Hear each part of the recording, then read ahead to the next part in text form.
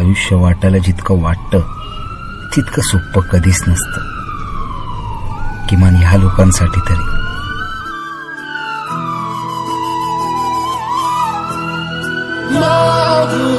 कसा मी अनमादू कुणा माझी व्यथाही समजावू कुणा. हे लोक म्हणजे कोण?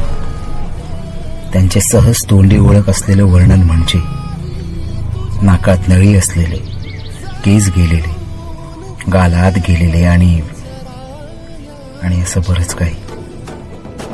पण त्यांचे दुर्लक्षित झालेले वर्णन म्हणजे एका घातक रोगाने ग्रासलेले सामान्य माणूस.